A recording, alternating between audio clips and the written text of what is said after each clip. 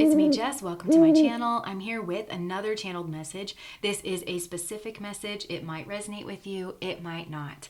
All right, so this is a very interesting message, and I feel like Spirit is intending for this message to be very clarifying for the souls that have called this message in. And I do feel this is a message that has been actively called in by a number of souls who are tired of the song and dance. They know they've been embroiled in some kind of illusion or some kind of relationship dynamic that has been unsatisfying. It's not been equal give and take, and they're ready to look at the truth of this. They're ready to kind of process this information, and that is the energy that is calling this message forward.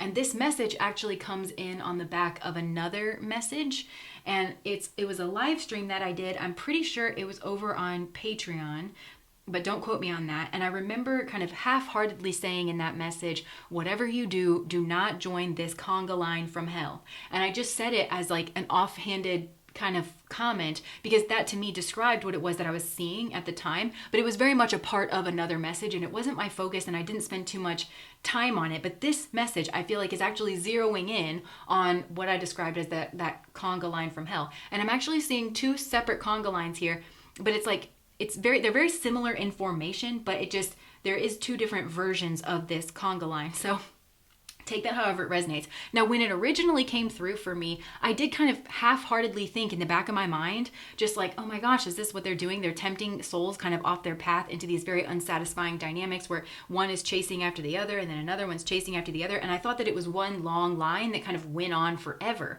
But that's actually not what I'm getting in this message, like as Spirit is showing me this. And I'm getting a lot of information too about the spiritual function of this, like what the purpose of this is, in order to finally be able to understand what it is that you're feeling, what it is that you've experienced here. So like I said, instead of this being one long, like I said, conga line, I actually feel like they're pretty short because they kind of run out of steam.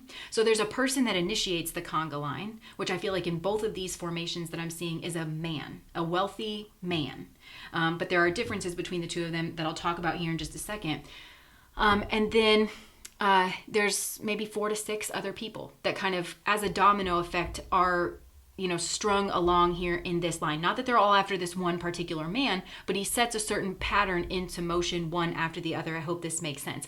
And the way that I'm seeing this represented in my mind is like a beaded keychain where, you have like the king knot, or whatever, and then you put beads one after another. So there's a bead that kind of starts it. And if you imagine like alternating colors of beads, that's what I'm picturing with like 4 to 6 beads, each one of those beads being a person. I hope that makes sense. And the alternating colors of beads to me is representing like souls that are more karmic in their nature and souls that are more like soulmate energy in their nature. These are people that are more selfish and greedy in their nature, if you will, and souls that are more they're more open and their lessons have to do with toughening up, right? So there's a difference.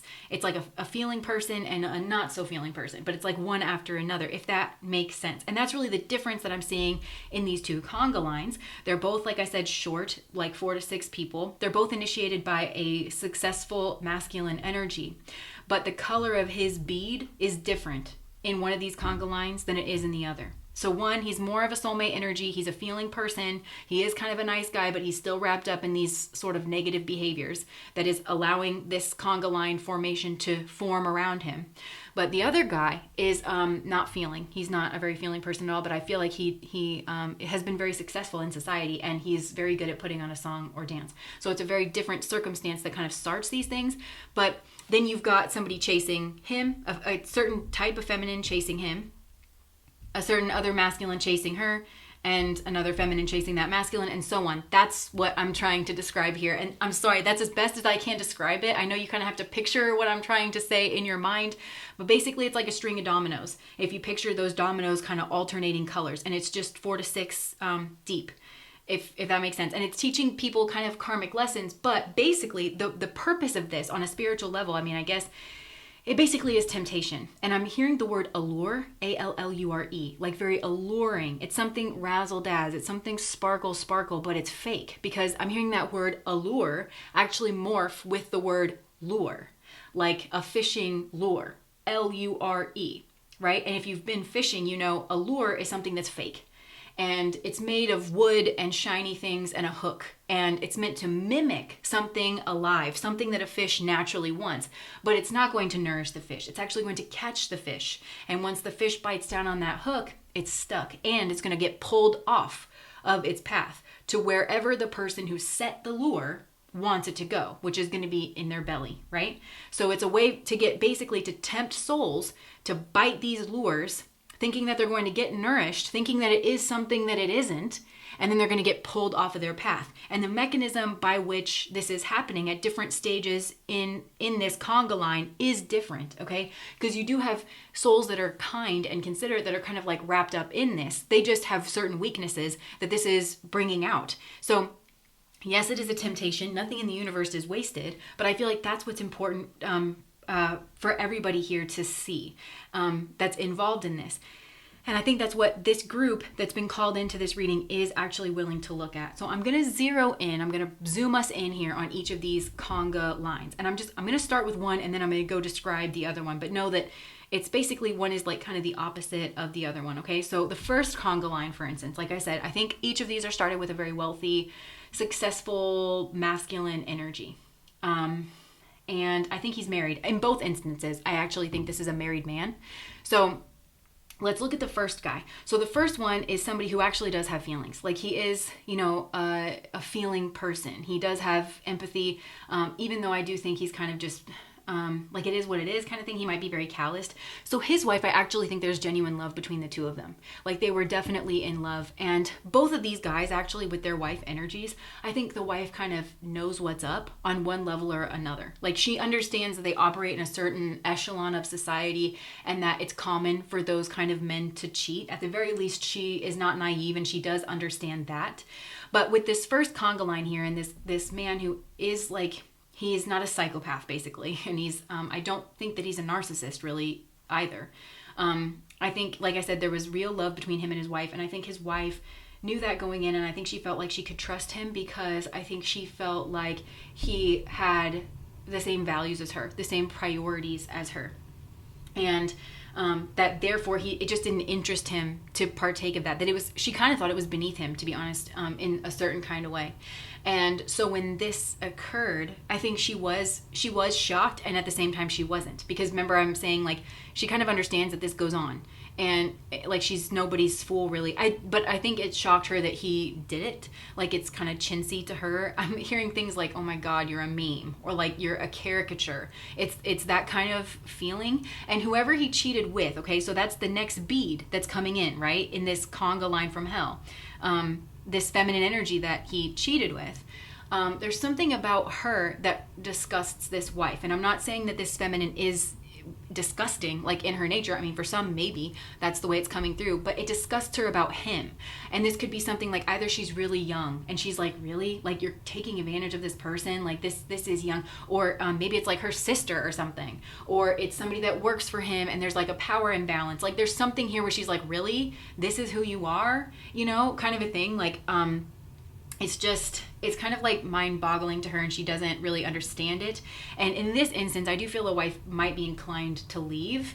I think in both of these conga lines, these men are very disinclined to leave. They're not going to break up with their wife at all, because they kind of want to have their cake and eat it too. And I feel like having that family situation together is important to these men.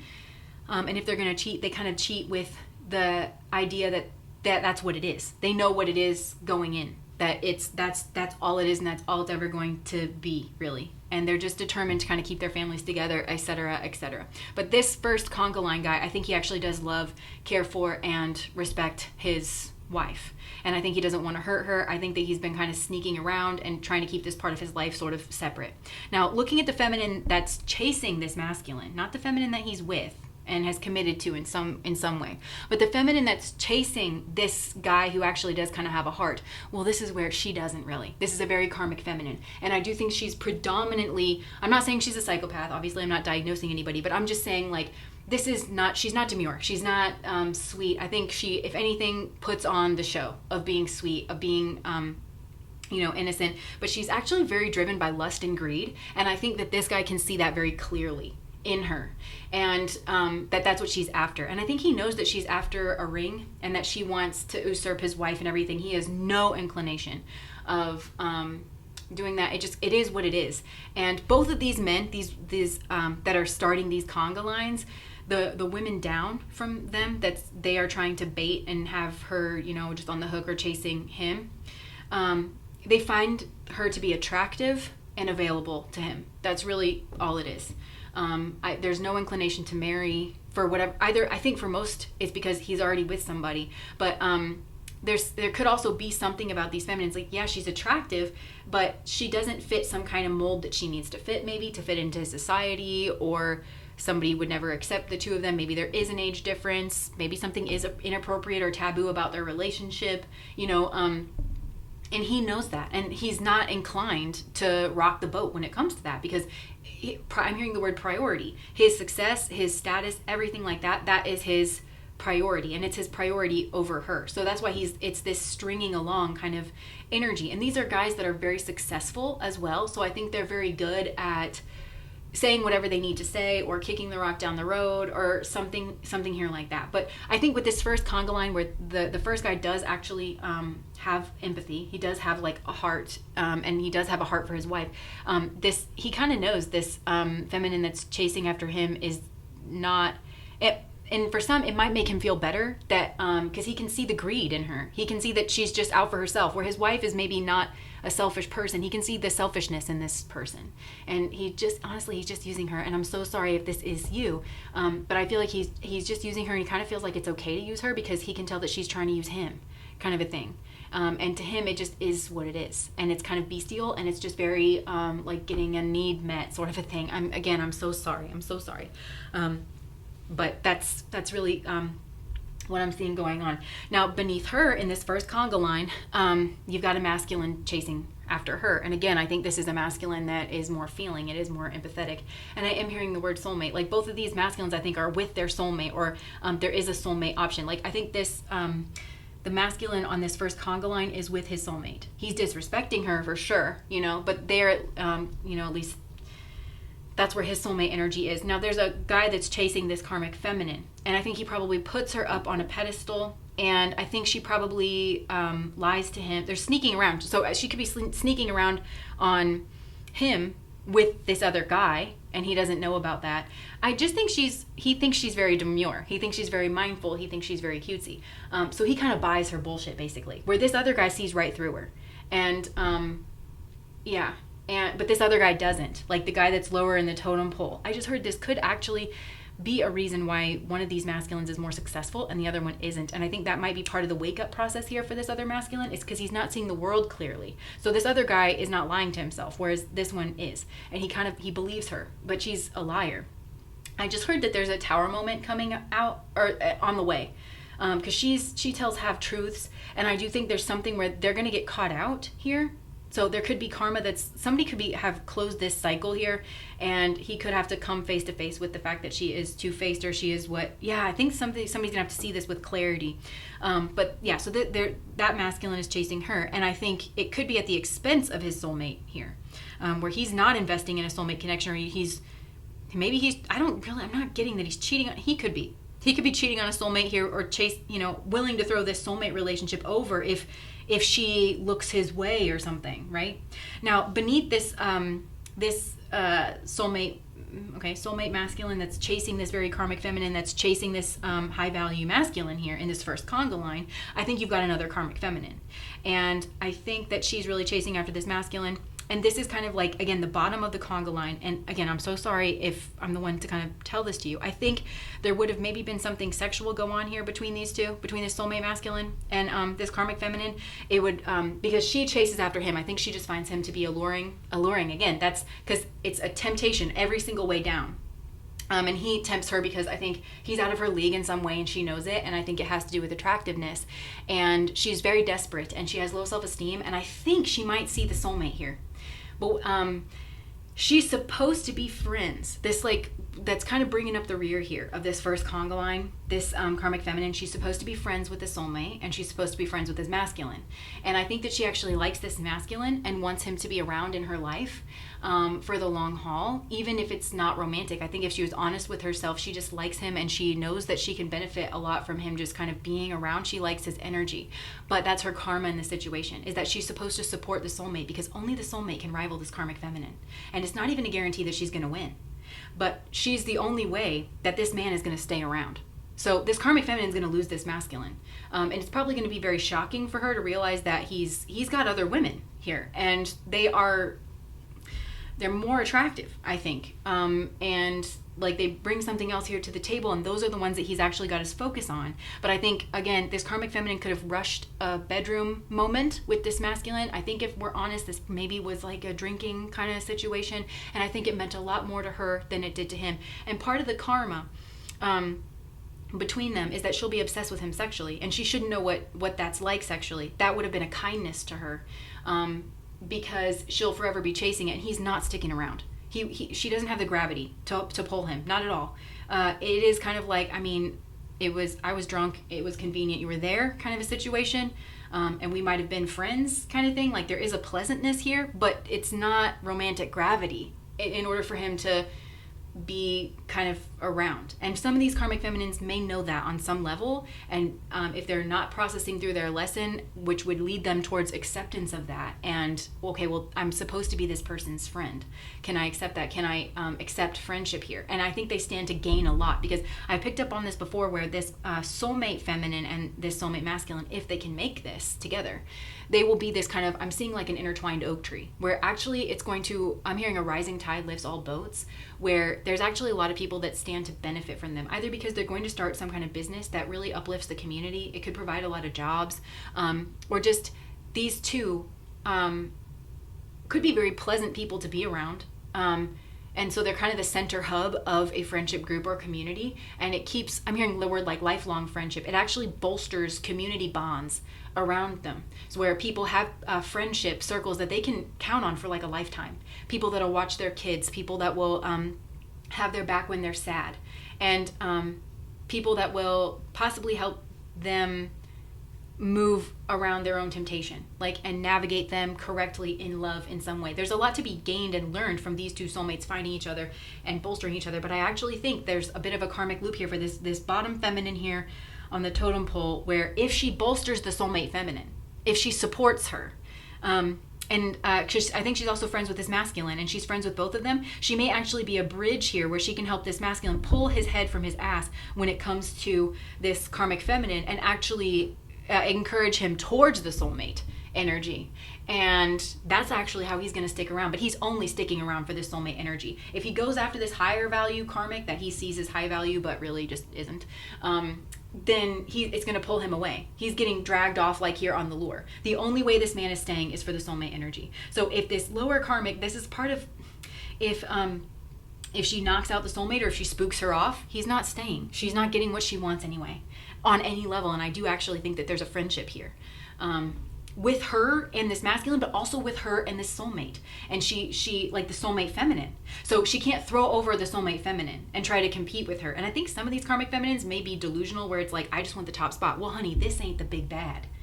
Okay? You might think you can compete with this soulmate energy. She's not the big bad. Okay? There's somebody worse and meaner, way meaner, that's coming in. So that's that first conga line here that I'm picking up on. Now, the second conga line, it follows a very similar pattern. It just starts somewhere different. So it's still that successful masculine energy that is starting this conga line. Successful by like worldly success terms, like I think he does well business-wise, kind of a thing. But this man is emotionless, like doesn't feel things. But I think does a very good job. It is kind of giving psychopath. I'm not diagnosing anybody, but you know what I'm talking about, that sparkle that some psychopaths can really have. I mean, think about like, like your, I can't think of his name. Not Jeffrey Dahmer. Ted Bundy, was it? That was very charming, it's that kind of energy. But also I'm getting somebody kind of like quiet. I don't know. But I think he's very good. Now, his wife's situation, okay, over here, I think he poached her. I think that's what would have occurred.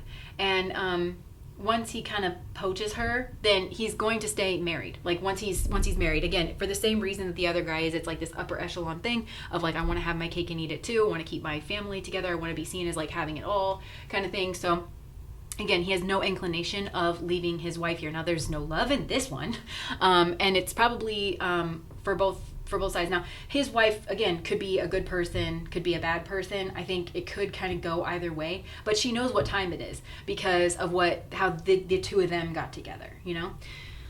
So she knows what he's capable of, and she's probably very suspicious of him. And this could also be a couple that like shares a Facebook, you know, or there's something where you can tell that there's maybe not the trust between these two people. So this guy doesn't really have any emotions, but he's seen this feminine now and it's a toss-up with this feminine that is potentially chasing this masculine. It's a toss-up whether she will or she won't.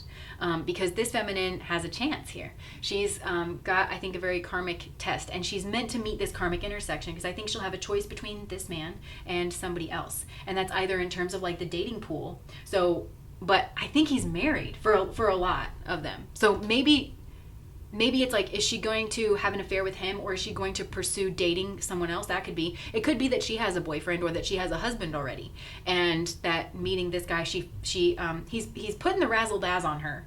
I think it's subtle, but at some point an offer will be made, and it will be clear, even if it's subtle, that this is on if she wants it to be on, and she's supposed to meet this intersection with all the things that we talk about on the channel.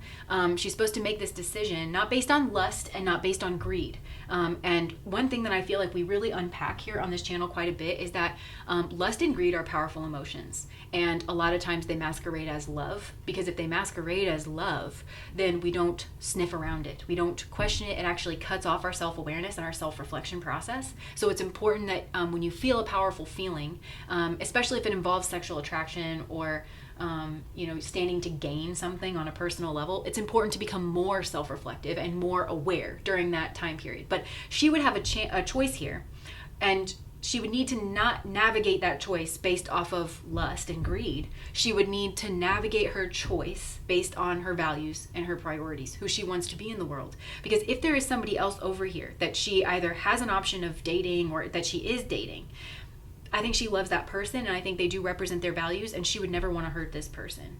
And I think it's just about investing over here, because this guy isn't who she thinks he is anyways. And so I think that's kind of her karmic test. And I think some of these feminines, and this is a very good feminine. So where on the other side we had this kind of feminine that's very lust. See what I'm saying? Somebody here is driven by lust and greed. So over here it's this masculine that's starting this conga line. So he's very selfish in his endeavors, and he'll kind of do anything to get what he wants in a situation. He has no scruples about it. In this second conga line, that's what's starting this second conga line. And we've got a very real flesh and blood feminine that's coming in on the back of that, and she's kind of confronted with maybe the razzle dazz, like what potentially he has to offer, and he's trying to tempt her with that, but he has no intention of marrying her or making this legitimate or official, whatever, right? Whereas it was the exact opposite order of events in this first conga line, where there was actually the feminine that was following that was very lust, very greed driven, and would just do anything, right? So I think some of these feminines are going to go in for that, and it'll be a hard learning. And part of that hard learning is just coming face to face with the fact that she really, at her heart and her core, she's not a hypocrite, and coming to terms with the absolute carnage that would come from the situation, hurting her partner, her significant other, or like her family or something that's involved, hurting her own heart here, and being played in the process. Like all of that's going to be a very crashing kind of realization, a hard learning, a hard clarity and healing to come back from, you know? So that's the feminine here, but she's still very attractive, you know? And she's got a lot to offer here. But again, he's going to reduce her down to her body. And I actually think in this second conga line, it's much more likely that this feminine, this like kind of starting feminine is an empress, but he would be reducing her down to her body, and he would probably be very disrespectful here because this man has no like emotions, and he's constantly just trying to use everybody in everything. This second feminine in the first conga line probably fancies herself an empress, probably is just very attractive, and rides on pretty privilege of everybody making kind of like an excuse for her, or it's very opposite feminine energies that we have in the second position in these conga lines.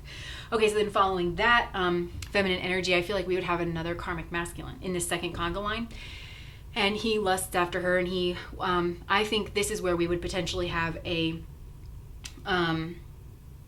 that drunken hookup kind of energy in this conga line. Like, this wouldn't be her soulmate, because her soulmate's going to be on the same level as her, but you could have a karmic masculine that's chasing after her, and that puts her up on a pedestal, but he may have actually hurt her because he would have maybe taken advantage of her when she was drunk or tired or something. And I'm not even getting that she was necessarily in a relationship with anybody else when this happened. I'm just outlining the dynamics that I'm seeing in this conga line. And again, I think it would mimic the same pattern that this the lower karmic female in the first conga line with the soulmate masculine, where he really shouldn't know what that experience is like, and I think he will grow obsessed with it. Like, it's going to be this pinnacle that he will never reach again. In terms of who she is, the experience he has with her beauty, whatever. And so it's like he'll forever be chasing it, and that is part of his karma in that situation. And he may well lose like the people that he's supposed to be with. Maybe because I feel like he would have to step out on his values, but he is just very fixated or very focused, very cold on maybe climbing the ladder, being seen a certain way in society, and he's just looking at, again, this very beautiful feminine that has a heart and is an empress and is very well-rounded, but again, reducing her. So this second feminine in the second conga line has to deal a lot in her karmic cycle, I think, of being reduced and minimized to her body and being an arm ornament, but this is an empress. And so her major karmic lesson in this is knowing that she is an empress and she has a lot to offer, and her beauty, however beautiful she may or may not be over here, that's the least beautiful thing about her, and that's what she's bringing to the table that this other feminine on the other side of things isn't bringing. And then you could have somebody chasing behind this karmic masculine as well in this line, and maybe somebody chasing after the feminine, but can't get his attention because he's so fixated for all the wrong reasons on this feminine. And again, I think he's supposed to be a friend for this second feminine, and he needs to honor that. And this feminine, I think it's very similar to this soulmate masculine energy. This feminine isn't sticking around for him. He thinks he can try to get her, and again, he may have capitalized on some kind of moment which would have deeply traumatized her or hurt her or surprised her in some way. But she's not sticking around for him. She's going to probably be very hurt by that experience and move away. And she's not sticking around for anybody but the soulmate masculine, and only the soulmate masculine can rival this other guy. And again, it's not a guarantee that he's going to win, because these are lures, these are temptations, and it's really the way you overcome temptation has to do with the self. You have to know who you are. You have to know what you want. You have to be determined to see reality, because just like the fish that looks at the lure that's in the water, it's fake, and it's supposed to be extra shiny. It's extra of whatever the fish wants. A lot of them have like mirrored pieces on the side of them because it's meant to catch the light and catch that fish's attention, and it's going to be the brightest thing in the ocean or the brightest thing in the lake. It's so much brighter than the scales of the little fishes that they're actually trying to eat. So it's going to think, wow, I really got something great here. And then it's going to go after it. But if you're so fixated on the shiny, then you don't notice that the body is wood and it doesn't move right. There's something about these energies where it doesn't really move right. It doesn't follow the normal pattern. And it's something I should pay more attention to, not less attention to. But if it's so shiny that I just want it, and then I'm going to delude myself. And that's where I'm going back to the beginning of this reading. This temptation, it's about self-deception. It's about being determined not to deceive yourself. And I think this includes the soulmate masculine and the soulmate feminine, because if either the soulmate masculine or the soulmate feminine, whoever is in with these conga lines, maybe for some, we've got two conga lines running in parallel here to try to pull one of these soulmates away from the other. I don't know. at the same time, but if you've got one of them wrapped up in it, that's buying into it, that's so fixated, the other one still cannot be in a place of self-deception about it. They're gonna have to let them go, and because otherwise they're going to get hurt, and in the worst way possible. Because your soulmate can hurt you worse than anybody if they're not going to live up to soulmate standard, and they're not going to be able to self-discipline and hold themselves accountable to a moral code of conduct that they believe in. This is about the self. This is about being who you want to be. It's about living up to who you want to be. And it's about making your decisions based on your values in the world and feeling like that's what's most important to you, and not something external to yourself that you feel shiny, you might get something once in a lifetime. It's going to be a dud. It's going to be a dud because life is very natural. Life is very demure. Life is very mindful. Life is very cutesy, and what you're looking for is the truth, and you're looking for this well-rounded kind of thing, because the shiny, it's somebody who has something seemingly just extraordinary about them, whether it's money, whether it's physical attractiveness, but that does not mean they are an emperor or an empress. It does not mean that they are well-rounded. It does not mean that they are the person for you. In fact, I would get very suspicious that you are being pulled off of your track, and I would get more aware of who and what is going on around you and not less aware, which is what the danger is. So regardless of where you're at in this cycle, and you can see how this can be difficult to pull apart even using the tarot, something that's supposed to help you behind the scenes. Because if you're falling prey to self-deception, then you might not be willing to realize that there are other people involved here that might be playing a different position on the field and have a different energy. So I feel like I said, I hope this was easy to follow. I know that there's a lot of kind of picturing the image with this one, but I feel like this is meant to be a very clarifying message that Spirit is bringing in, because a group of you have actually called this energy in where you're like, okay, I want to know now what is going on behind the scenes. And what's going on behind the scenes is a very spiritual formation. It is the energy of temptation itself. It's a very alluring situation that is meant to lure souls into biting on this hook, and then to becoming, for a lot of these souls, becoming the bait with which another soul is meant to be tempted by in order to bite on the hook. And that can go on, I think, 4 to 6 times, and then it kind of loses its potency. So, all right. That's what I have for you guys. I hope that made sense. If that resonates, please like, comment, and subscribe to my channel. Bye.